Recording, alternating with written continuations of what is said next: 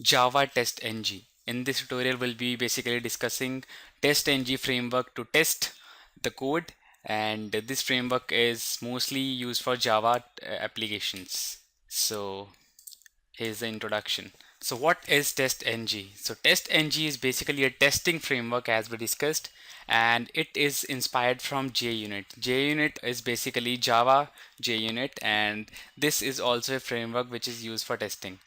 And this is basically a combination of JUnit and NUnit, and but it has some new functionalities that make it more powerful and easy to use. Like we have annotations and we have test suites, and there are many more advantages of TestNG.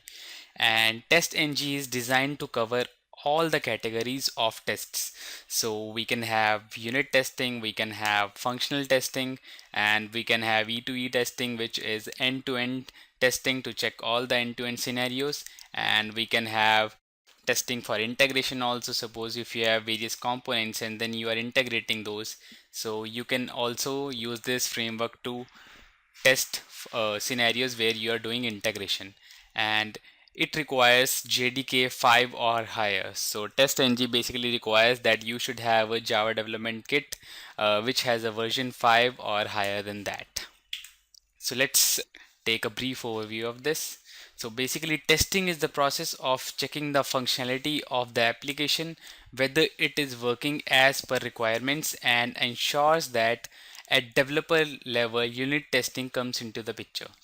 So testing basically, as we all know, that it is basically used to check whether what we have developed is working according to the functionality or not. Suppose you are developing a login module, and that login module, its functionality is if you are entering username or a password, and on the basis of that you will go ahead in the DB and you will check whether the entered username and password is correct or not. And if that is correct, you will just log the user in, or otherwise will just display a simple error page saying username or password is incorrect. So this is one of the basic scenarios where the login functionality is checked. So like these there are various other scenarios which can be checked. So we can do this testing using TestNG, and unit testing is the testing of a single entity. So by single entity, it means that testing of a class or a method. You can test a particular method or you can test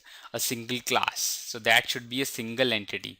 And unit testing is very essential to software company to give a quality product to their customers. So basically unit testing just cuts down everything, or if you have a strict time limit and if you do the unit testing correctly, then the effort for others will be reduced. There will be less sit rejects, and you'll be having less sit issues. Sit is basically system integration testing. So if you'll do this unit testing well, and unit testing is done at the developers level. So if you have developed something and you have tested it well, so when the testing guys will be testing it, then if they'll be finding less errors in your code, then that will be useful and you can just release your product to the market earlier than expected. So you should do the unit testing really well. And JUnit has driven developers to understand the usefulness of tests. We have discussed JUnits also in this tutorial earlier in JUnit, and especially of unit tests when compared to any other testing framework. And this leverages a rather simple, pragmatic, and strict architecture. JUnit has been able to infect great number of developers. So JUnit has helped developers in a great way by doing the unit testing really well. And features of JUnit can be seen in JUnit features. So like we also have a tutorial of JUnit. You can just go through that JUnit tutorial if you want to check all the features of JUnit. And hence, now we'll be discussing some of the shortcomings of the JUnit, and these most of these will be covered by TestNG. And first of all, initially designed to enable unit testing only. So JUnit is basically designed to do unit testing only, and now basically we can use it to perform all the testing. And JUnit cannot do dependency testing. So if you have something which is dependent on something else, then JUnit will not be handy. And JUnit has basically a poor configuration control, and JUnit is intrusive. By intrusive, it means that it forces you to extend classes and name your methods in a certain way. So you have to extend the classes and you have to name the methods in a certain way to test that. And you can go through the JUnit tutorial if you want to understand how you can extend classes and you can test it using JUnit.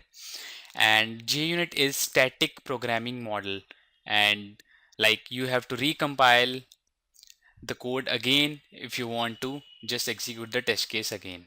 And the management of different suites of tests in complex projects can be very tricky. So in JUnits also we have test suites. We'll be discussing about test suites in this tutorial also. So how we manage the test suites in JUnit, that is very tricky and it is very complex. So if we have many classes and we have to make test suite out of that, so that will be very tricky in JUnit. So these all will be resolved in TestNG.